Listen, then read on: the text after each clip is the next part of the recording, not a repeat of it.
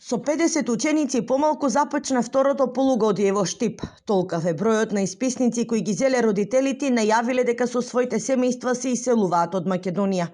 Поголем дел од учениците кои ќе продолжат да се образуваат во странство се средношколци, а најголемиот дел од нив ќе посетуваат училишта во Германија.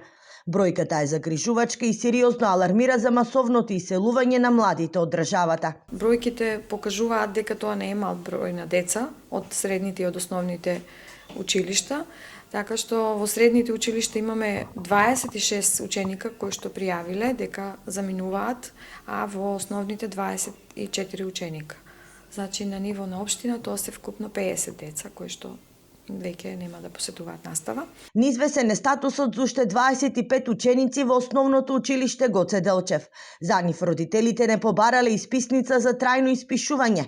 По општинските служби се надеваат дека овие ученици повторно ќе се вратат и учебната година ќе ја завршат во родниот град. Се уште родителите таму не образложиле зошто децата не посетуваат настава.